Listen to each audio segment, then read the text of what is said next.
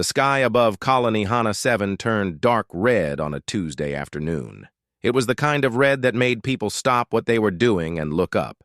Children stopped playing. Farmers stopped working in the fields. Everyone knew what a red sky meant. Someone was coming, someone big. Taiho was in the command center when the alarm started. He was a tall man with tired eyes and strong hands. He had been the colony leader for 5 years now. In that time, he had dealt with storms, food shortages, and broken machines, but he had never dealt with this. He had never dealt with an invasion. "How many ships?" he asked.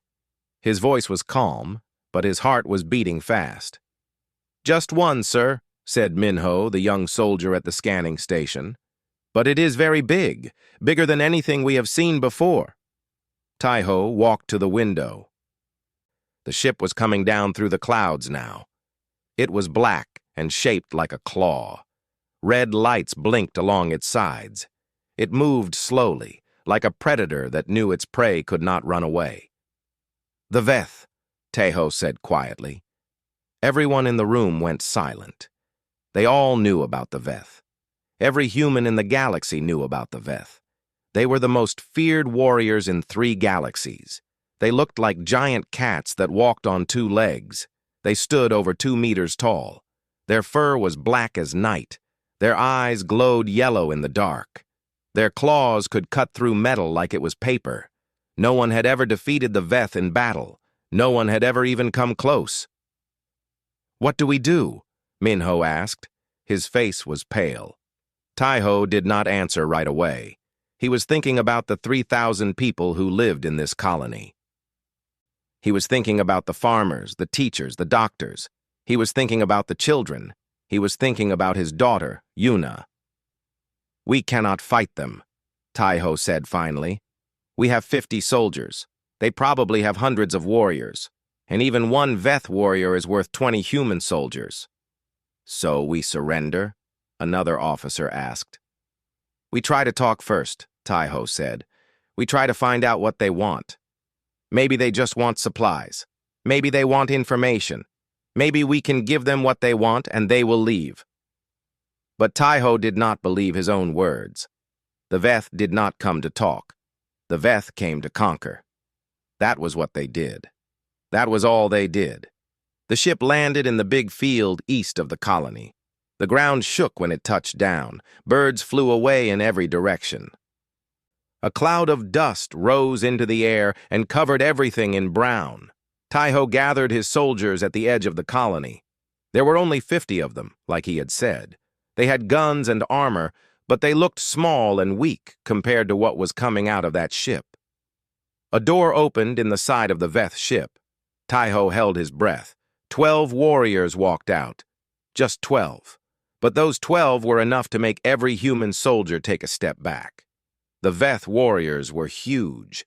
They wore armor that was as black as their fur. The armor had red lines that glowed like fire. Their helmets covered most of their faces, but Taiho could see their yellow eyes shining through the darkness. Each warrior carried a weapon that looked like a sword and a gun combined together. They moved like shadows.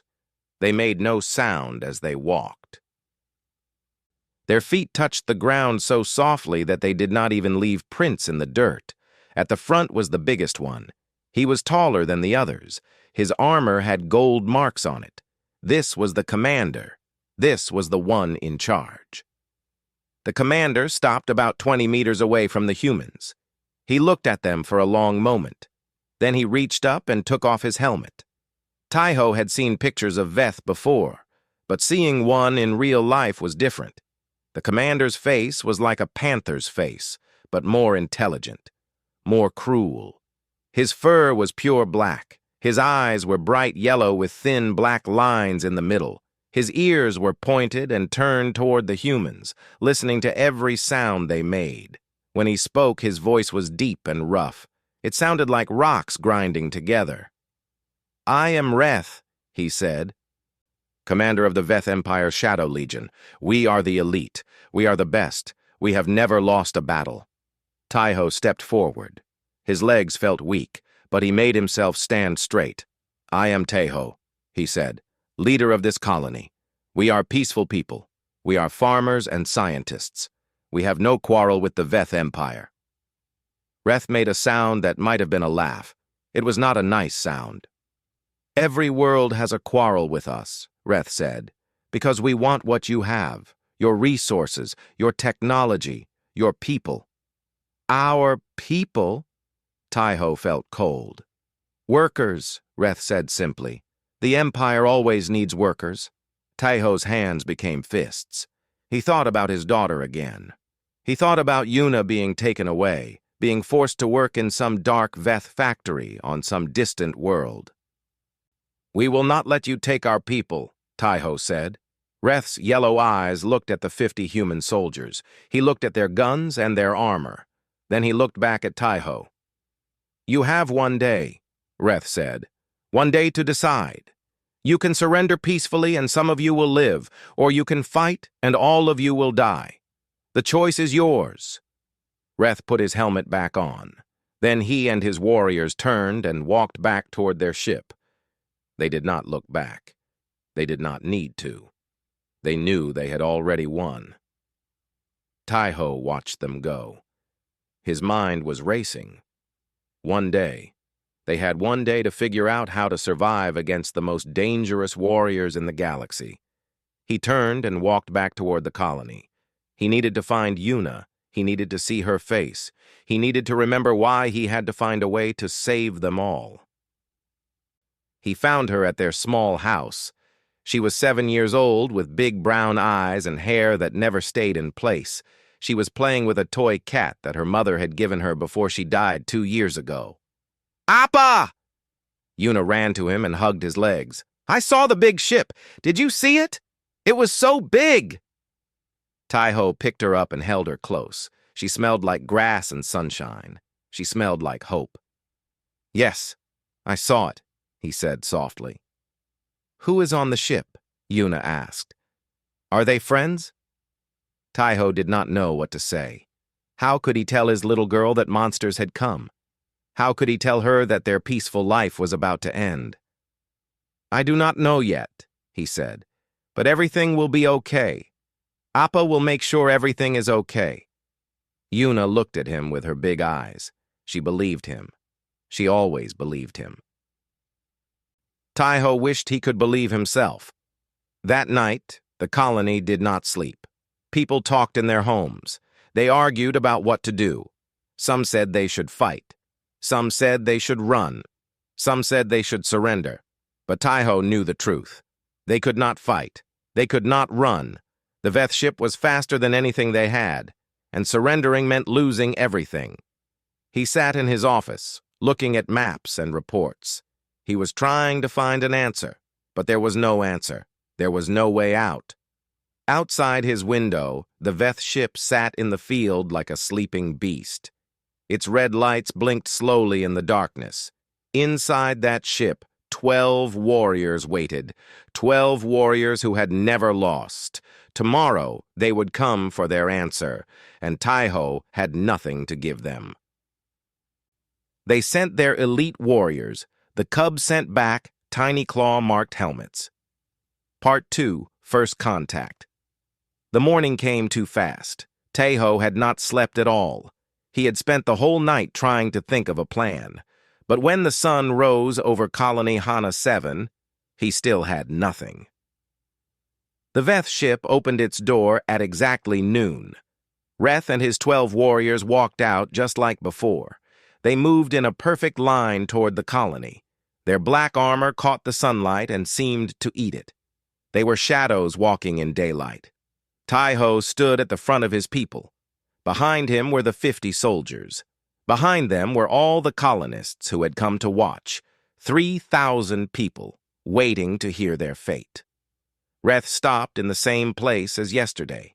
He took off his helmet and looked at Taiho with those yellow eyes. "You have had your day," Reth said. "What is your answer?" Taiho opened his mouth to speak, but before he could say anything, something happened that no one expected. A small voice called out from somewhere behind the soldiers. "Kitty!" Taiho turned around. His heart stopped. Yuna had gotten away from her caretaker. She was running between the legs of the soldiers, heading straight toward the Veth warriors. Her little legs moved fast. Her hair bounced as she ran. "Yuna, no!" Tai-Ho shouted. He tried to run after her, but he was too slow. She was already past the soldiers. She was already running across the empty space between the humans and the Veth. The warriors did not move.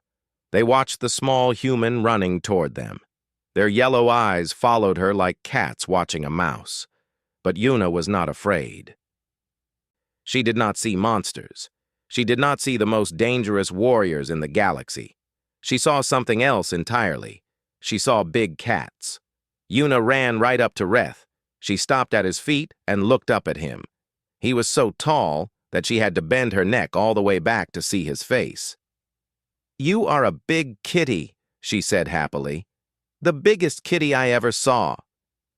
Reth looked down at her. His face did not change. His yellow eyes stared at this tiny human who had no fear. "I am not a kitty," he said. His voice was cold. "I am a warrior. I am a conqueror. I am death." Yuna did not seem to hear him. She reached up with her small hand. "Can I pet you?" she asked. Every human stopped breathing. Every soldier raised their gun. This was it. This was when the little girl would die. This was when the war would start. But Yuna did not wait for an answer. She stood on her toes and reached as high as she could. Her fingers found the side of Reth's face. She scratched behind his ear, and something impossible happened. Reth's eyes went wide. His whole body became stiff. A sound came from deep in his chest. It was a low, rumbling sound. It was a sound that no one had ever heard from a Veth warrior before. Reth was purring. The other Veth warriors looked at their commander with shock. Some of them took steps back. They did not know what was happening. They did not understand. Reth did not understand either. His body was doing things he could not control. The little human's fingers were scratching behind his ear, and it felt good. It felt better than anything he had ever felt. It felt like warmth and peace, and something he could not name. "Good kitty," Yuna said. She kept scratching. "You have soft fur, very soft." Tai-Ho finally reached them. He grabbed Yuna and pulled her back. His face was white with fear. "I am sorry," he said quickly. "She is just a child. She does not understand. Please do not hurt her." Reth blinked several times. The purring stopped. He shook his head like he was trying to wake up from a dream. What was that?" he asked. His voice was confused. "What did she do to me?" "She scratched your ear," Tai-Ho said. He was holding Yuna tightly. "It is something humans do with cats." Reth looked at his warriors. They were all staring at him. Some of them had their mouths open. "This never happened," Reth said to them. His voice was hard again. "No one will speak of this." The warriors nodded quickly, but their eyes were different now. There was something new in them, something like curiosity. Before anyone could say anything else, more small voices came from behind the soldiers. "I want to see the big kitties, too." "Me too, me too." The colony's children had heard what happened. They had seen Yuna pet the scary warrior, and now they wanted to do the same thing. About 20 children pushed through the soldiers and ran toward the Veth. They ranged from 3 years old to 10 years old. They were all excited. They were all completely without fear. "Stop them!" Minho shouted to the soldiers, but it was too late. The children were already surrounding the Veth warriors. They were reaching up with their small hands. They were touching the black fur. They were scratching ears and petting faces. And one by one, the elite warriors of the Veth Empire began to purr. A warrior named Hak, who was known for killing 50 enemies in a single battle, had a little boy named Hajun climbing up his leg. The warrior stood frozen, not knowing what to do. "You are warm," Hajun said, "like a blanket, a big black blanket." Hak made a sound that was half growl and half purr. His tail, which had been still all day, began to sway back and forth. Another warrior, a female named Sira, had 3 little girls petting her arms. Their names were Yunji, Somi, and Hana. They were all talking at once. "Your fur is so pretty. Can you make that sound again? The rumble sound? Do you have whiskers? I see whiskers." Sira's yellow eyes went soft. Her claws, which could cut through metal, stayed hidden inside her fingers. She did not want to hurt these small creatures. She did not want to hurt them at all. Dr. Jisoo, the colony's biologist, was watching from behind the soldiers. She was a smart woman with glasses and messy hair. She spent most of her time studying plants and animals. But right now, she was studying the Veth, and she was starting to understand something important. She pushed through the crowd and found Taiho. He was still holding Yuna, but the little girl was trying to get free to go back to Reth. "Let me down, Appa. The big kitty liked me." "Taiho," Jisoo said quietly, "I need to talk to you, right now." "This is not a good time," Taiho said. He was watching the chaos in front of him. 20 children were climbing all over 12 deadly warriors, and the warriors were not fighting back. They looked confused and strange. "This is the perfect time," Jisoo said. "I think I know what is happening. I think I know how we can survive." Taiho looked at her. "What do you mean?" Jisoo pointed at the Veth. "Look at them. Really look at them. They are cats. Big, intelligent, deadly cats. But they are still cats." "So?"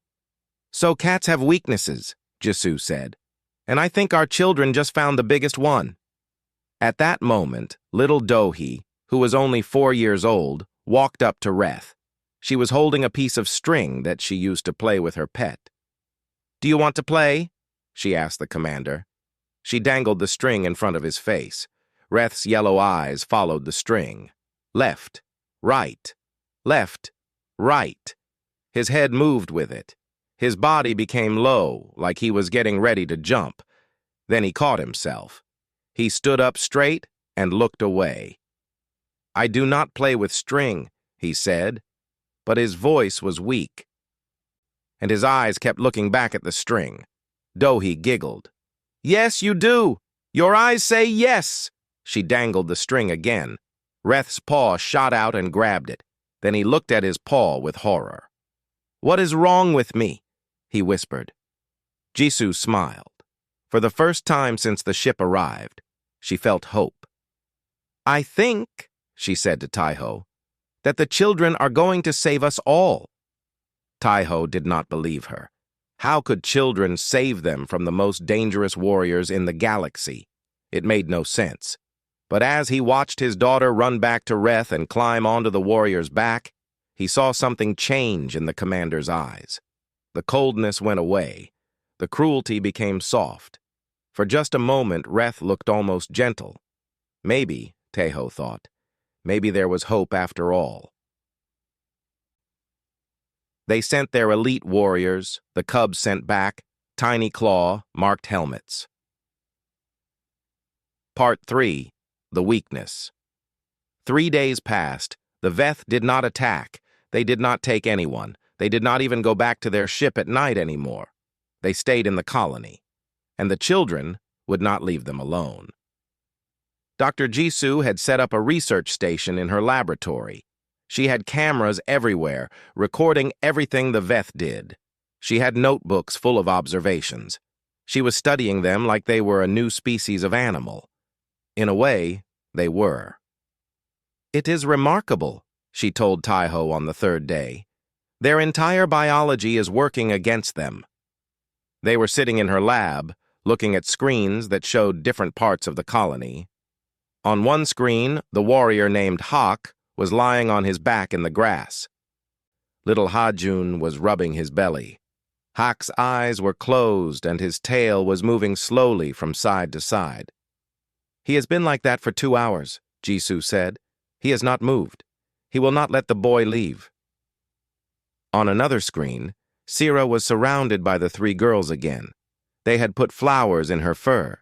They had painted her claws with bright colors. The deadly warrior looked like she was decorated for a festival. She actually asked them for more colors, Jisoo said. She likes the pink ones best. Taiho shook his head. I do not understand. These are the most feared warriors in the galaxy. They have conquered hundreds of worlds. How can a few children change them so much? Jisoo leaned forward. Her eyes were bright with excitement. That is what I have been studying. And I think I finally understand. She pulled up some images on her computer. They showed the inside of a Veth body, the brain, the blood, the organs. The Veth evolved from predators, Jisoo explained. Like cats on Earth, they were hunters. They developed intelligence and technology, but their basic nature stayed the same. They are still cats at their core. What does that mean for us? It means they have the same weaknesses as cats, Jisoo said. Physical touch releases chemicals in their brain. Good chemicals, happy chemicals. When our children pet them and scratch them and play with them, their brains fill with these chemicals. It feels good. Really, really good. She pointed at the screen showing Hawk. Look at him. He is experiencing something he has never felt before. The Veth do not touch each other gently. They do not show affection. Their society is built on strength and violence.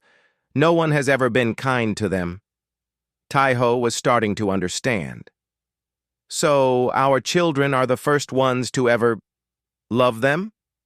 Exactly, Jisoo said, and they do not know how to handle it. Their brains are not prepared for this. It is overwhelming them. At that moment, the door to the lab opened. Yuna walked in, holding Reth's giant paw. She was pulling him along like he was a pet dog on a leash. The commander of the Shadow Legion followed her without complaint. Appa, Yuna said happily. The big kitty wants to see your pictures.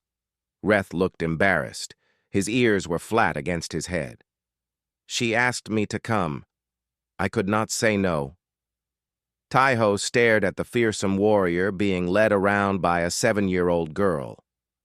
He did not know whether to laugh or cry. Commander Reth, Taiho said carefully, do you not have important things to do? A conquest to complete? Reth's yellow eyes looked at the ground. The conquest can wait. Wait? For how long? Reth did not answer. Yuna pulled his paw again. Come on, big kitty. I want to show you my drawings. She led him out of the lab. Reth went with her like a lamb following its mother. Jisoo laughed softly. I think the conquest is going to wait for a very long time. Over the next few days, things got even stranger. The Veth warriors started doing things that no one expected. Hak, the belly rub warrior, started helping Hajun build things. The boy loved building with blocks and wood. Hak used his sharp claws to carve perfect pieces. Together, they built a small house for Hajun's toy animals. You are very good at this, Hajun told him. Hak's chest rumbled with pride. I have never built anything before. I only ever destroyed things. Building is better, Hajun said. When you build something, you can keep it forever. Hak thought about this. He had destroyed many things in his life, cities, armies, families. None of those things were forever. They were all gone now. But this little house would stay. This little house would last. Yes, Hak said quietly. Building is better. Sira, the flower warrior, started teaching the girls how to fight. But not the violent way the Veth usually fought. She made it into a game. The girls would try to touch her, and she would try to avoid them. If they touched her, they won. You are too fast, Yunji complained. You must be sneaky, Sira said. Like a hunter, move quiet. Move soft. The girls practiced being quiet and soft. They practiced for hours. Sira had endless patience with them. She who had killed thousands now spent her days playing with little girls. The other warriors found their own children to bond with. A warrior named Kuro started carrying little Siwoo on his shoulders everywhere. Siwoo was only 3 years old, and he thought Kuro was the best thing ever. Higher! Siwoo would shout. "Go higher!" Kuro would lift him up as high as he could. Siwoo would laugh, and Kuro would make a sound that might have been laughter too. A female warrior named Tama started helping in the colony's kitchen. She had never cooked before. The Veth ate their food raw and simple, but the colony children liked sweet things, so Tama learned to make sweet things. She was terrible at first. She burned everything. But little Minji, who was 8 years old, helped her learn. Together they made cookies and cakes and candies. "This one is for you," Minji said, giving Tama a cookie she had decorated. It had a cat face made of icing. Tama looked at the cookie. No one had ever given her a gift before.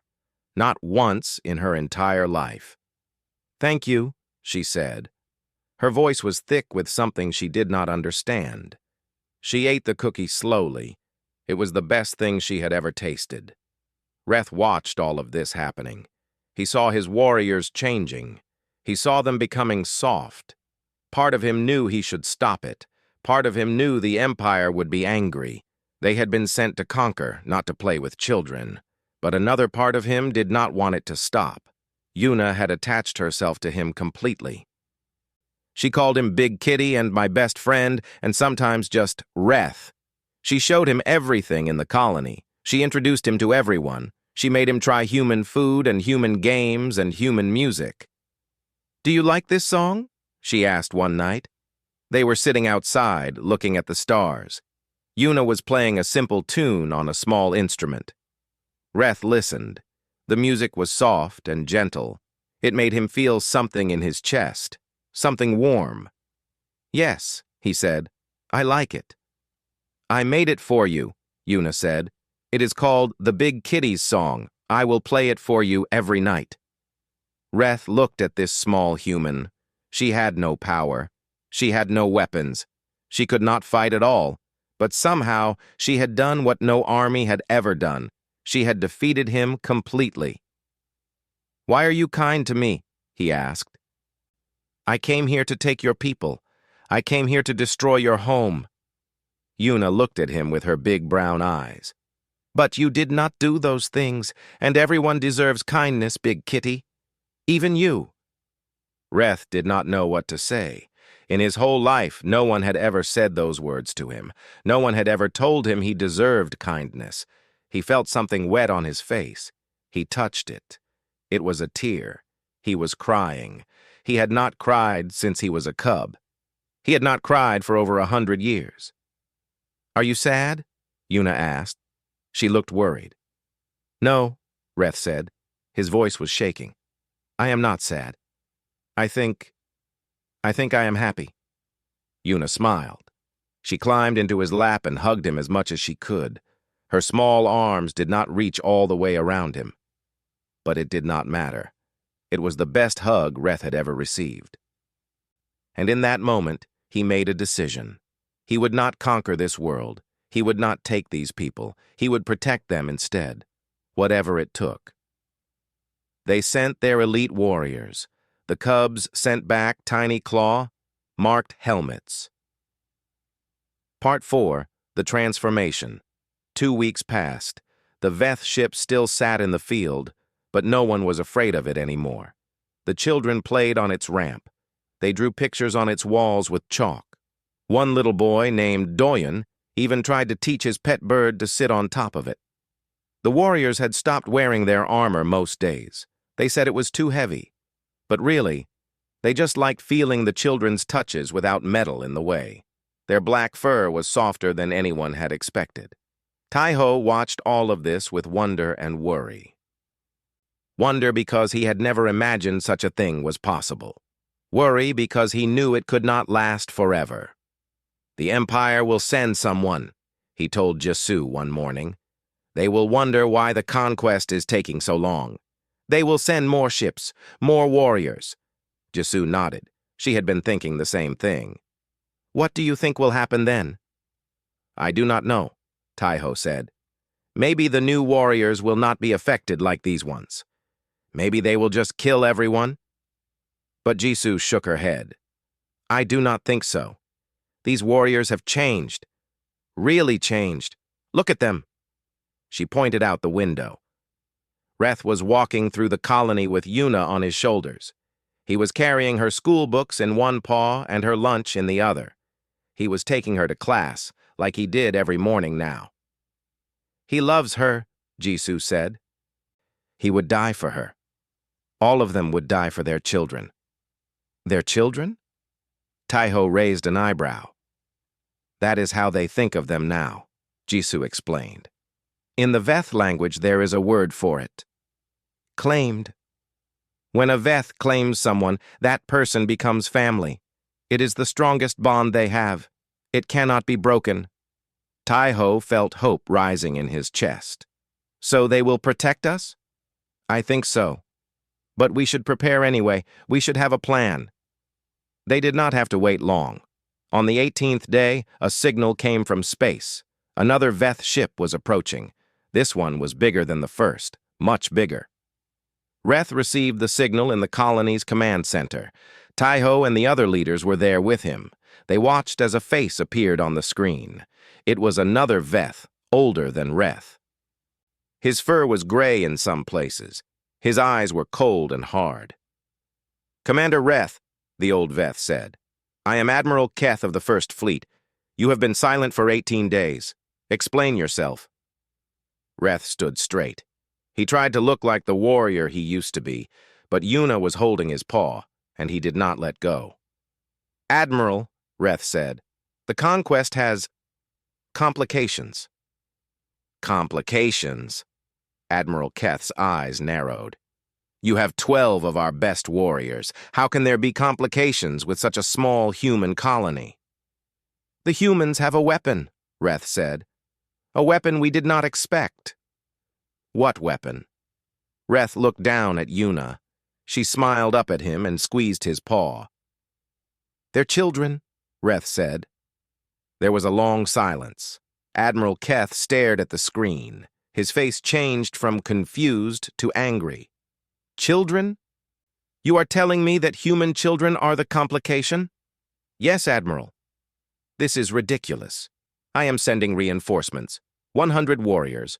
They will arrive in 2 days, and they will finish what you started. The screen went dark. Admiral Keth was gone. Reth turned to look at Taiho. For the first time since they met, the human saw fear in the Veth's eyes. 100 warriors, Reth said. Even we cannot fight that many. What do we do? Taiho asked. Reth was quiet for a moment. He looked down at Yuna again. She was not afraid. She did not understand how much danger they were in. We have 2 days, Reth said. We will prepare. The next 2 days were the busiest the colony had ever seen. Reth and his warriors trained the human soldiers. They taught them how to fight against Veth. They showed them the weak spots in Veth armor. They explained the best ways to hide and escape. You cannot beat them in a direct fight, Reth told the soldiers. But you can survive. You can protect your families until... Until what? Minho asked. Reth looked at his warriors. They all nodded. Until we stop them, Reth said. Minho was confused. You? But they are your people. They are your empire. Reth shook his head. Not anymore. Our people are here now. He looked at the children playing nearby. Our people are small and loud and always want to play. But they are ours, and we will protect them. That night, Reth called all his warriors together. They met in the field near their ship. The children were asleep in their beds. The adults were preparing for what might come. Brothers and sisters, Reth said, tomorrow, the Empire comes. They will expect us to join them. They will expect us to help them conquer this world. But we will not, Hawk said. His voice was firm. I will not let anyone take Hajun. He is mine now. Yunji, Somi, and Hana are mine, Sira said. I will kill anyone who tries to hurt them. One by one, each warrior spoke. They named their children. They swore to protect them. Kuro, who carried little Siwu everywhere, was crying. I never knew what it felt like to be loved. I never knew what it felt like to belong. These small humans gave us everything. We will give them everything back. Tama, the cookie warrior, nodded. Minji made me cookies. No one ever made me cookies before. I will burn the whole empire down before I let them touch her. Reth listened to his warriors. He felt pride. He felt love. He felt ready. Tomorrow, we fight, he said. We fight for our cubs. We fight for our family. We fight for our home. Home, the warriors repeated together. It was a word they had never used before, but now it meant everything. The next morning, the children woke up to find their Veth friends wearing armor again. But this time, the armor was different. Each warrior had added something to it. Drawings from the children, flowers from the gardens, colored ribbons and bits of fabric. Reth had a picture that Yuna drew pinned to his chest plate. It showed a big black cat and a small girl holding hands. Above them were the words, "Best friends forever." "Why are you wearing your battle clothes?" Yuna asked. Reth knelt down to look at her. "Some bad people are coming, little one. People who want to hurt our home. Will you stop them?" "Yes. I promise." Yuna reached up and touched his face. "Be careful, big kitty. I will be very sad if you get hurt." Reth's heart felt like it might break. This small human, who he had planned to enslave, now cared about him more than anyone ever had. "I will be careful," he said. "And when the bad people are gone, we will play. We will play all day." "Promise? Promise." Yuna hugged him one more time. Then she let the human adults take her to the safe bunker underground. All the children went there. They would be protected, no matter what happened above. Reth stood up and looked at the sky. A dark shape was appearing through the clouds. The reinforcement ship was arriving. He looked at his warriors. They were standing in a line, ready for battle. They were 12 against 100. The odds were terrible. But they had something the other Veth did not have. They had something to fight for. They had love. "For our cubs," Reth said. "For our cubs," the warriors answered. The battle for Colony Hana 7 was about to begin. They sent their elite warriors. The cubs sent back tiny claw-marked helmets. Part 5. The Message. The reinforcement ship landed in the field, crushing the flowers that the children had planted around the original ship. 100 Veth warriors marched out in perfect formation. They were fresh. They were angry. They wanted blood. Admiral Keth walked at the front. His gray fur made him look like a ghost. His eyes scanned the colony until they found Reth and the 12 warriors.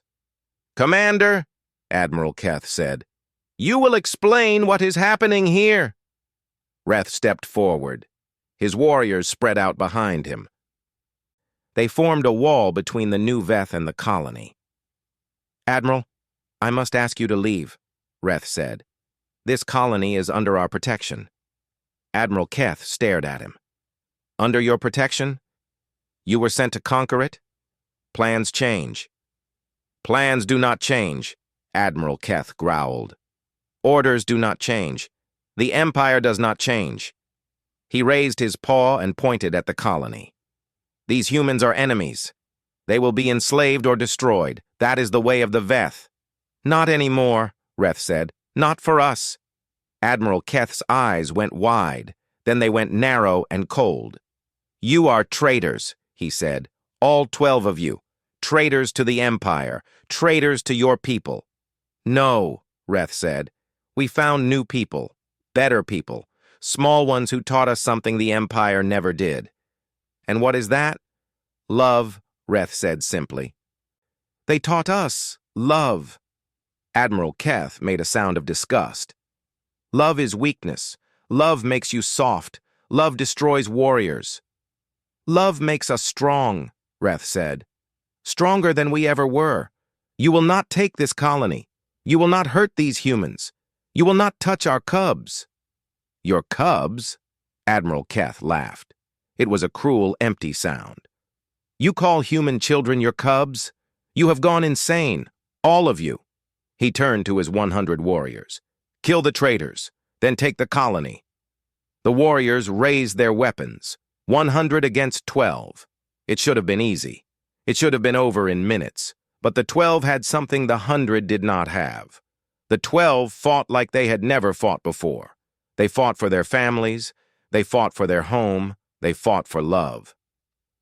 Reth was everywhere at once. His sword cut through warriors who had never seen such speed. Hawk guarded his back, roaring with a fury that made enemy warriors freeze in fear.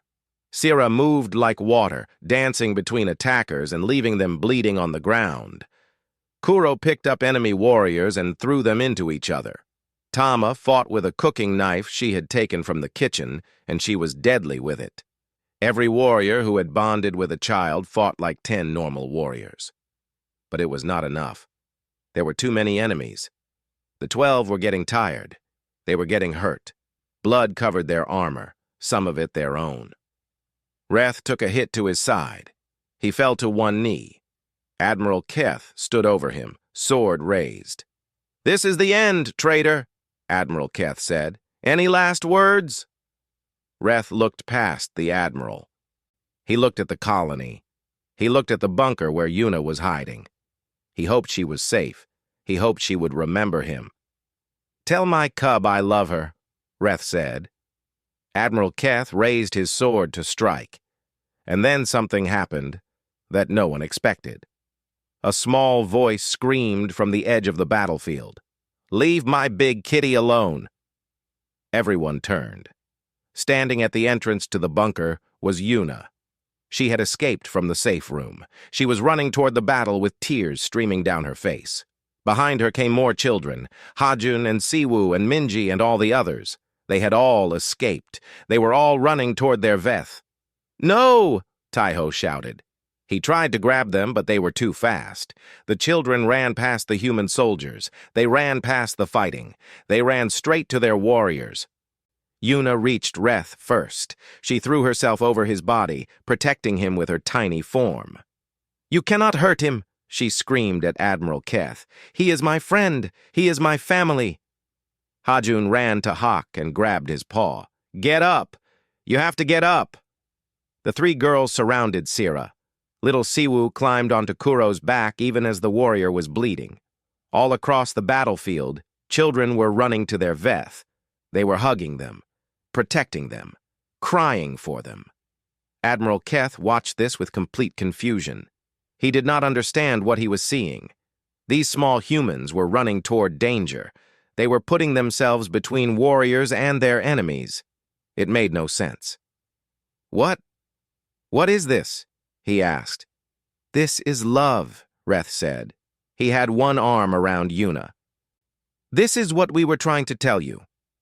The enemy warriors had stopped fighting. They were watching the children. They were seeing something they had never seen before. They were seeing Veth being hugged, being loved, being protected by tiny creatures with no claws and no fangs. And something was happening to them. One enemy warrior lowered his weapon, then another, then another. "I do not understand," one of them said. His voice was confused. "Why do the small ones protect the traitors?" "Because they are family," Yuna said. She was still crying. "Because that is what family does." The enemy warrior looked at her. He looked at Reth. He looked at his own weapon. "We do not have family," he said quietly. "The Empire does not allow family." "The Empire is wrong," Reth said. "Look at us. Look at what we have become. We are happier than we have ever been. We are stronger than we have ever been, because we have something to fight for. We have someone who loves us." More enemy warriors lowered their weapons. They were watching the children comfort the wounded 12. They were watching little hands wipe blood from black fur. They were watching something that seemed impossible. Admiral Keth saw his warriors wavering. He saw the battle slipping away. "No!" he roared. "Do not listen to them! They are traitors! The children are just tricks! Kill them all!" But no one moved to attack.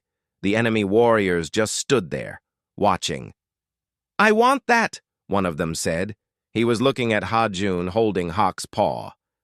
"I want someone to look at me like that." "Me too," another said. "Me too," said a third. Admiral Keth looked around in fury. "What is wrong with all of you? You are warriors. You are conquerors." "We are tired," the first warrior said. "Tired of fighting, tired of killing, tired of being alone." He dropped his weapon on the ground. Then he walked toward the children. Yuna watched him come. She was scared, but she did not run. She looked up at this new warrior with her big brown eyes. "Are you a friend now?" she asked. The warrior knelt down to look at her. His yellow eyes were wet. "I want to be. Can I be?" Yuna looked at Reth. He nodded slowly. "Yes," Yuna said. "You can be a friend. Everyone can be a friend." She reached out and scratched behind the warrior's ear. His eyes went wide. A purr rumbled from his chest. A tear ran down his fur. "What is this feeling?" he whispered. "That is love," Yuna said. "It is nice, right?" "Yes," the warrior said. "It is very nice." One by one, the enemy warriors dropped their weapons. One by one, they came to meet the children. One by one, they discovered what Reth and his 12 had discovered. Admiral Keth stood alone. All his warriors had abandoned him. All 100 of them were now kneeling among human children, being petted and scratched and loved. "This is impossible," he said. "This cannot be happening." Reth stood up slowly. Yuna helped support him. He walked toward the Admiral. "It is possible," Reth said. "It is happening. The Empire sent warriors to conquer, but the humans had a better weapon. They had kindness. They had love, and love always wins." Admiral Keth looked at all the warriors around him. They were purring. They were crying. They were happy in a way he had never seen Veth be happy. "What do I tell the Empire?" he asked. His voice was weak. Reth smiled. It was strange to see a Veth smile, but it looked right on him now. "Tell them we are not coming back. Tell them we found home." The next day, Admiral Keth left in his ship, but he did not take any warriors with him. All 112 stayed in the colony. Before he left, the children gave him something to bring back to the Empire. It was a package containing 12 small helmets. They were the helmets of Reth's original warriors. But now they were different. Each helmet had small claw marks scratched into it. In Veth culture, these marks meant one thing: family. The children had marked the helmets themselves, copying what they had seen the warriors do. It was their way of saying, "These warriors belong to us now." When the Empire received the package, they did not know what to do.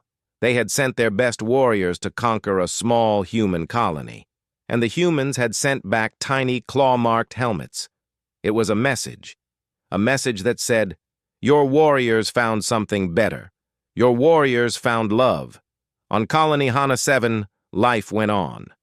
But it was different now, better. Reth stayed with Yuna and Taiho. He became part of their family. He learned to cook human food and play human games. He learned to laugh and cry and love without being afraid. All the warriors found families. They helped build houses and grow food and protect the colony. They were no longer conquerors. They were neighbors. They were friends. They were family. Years later, when other species heard the story, they could not believe it. How could children defeat the mighty Veth?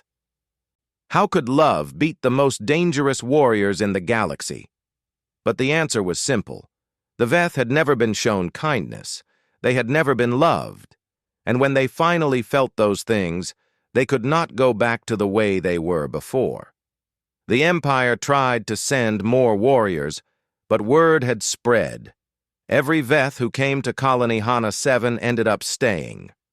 They all wanted what the others had found. They all wanted to be adopted by small humans who would scratch their ears and call them Big Kitty. Eventually, the Empire stopped trying. They declared Colony Hana 7 off limits.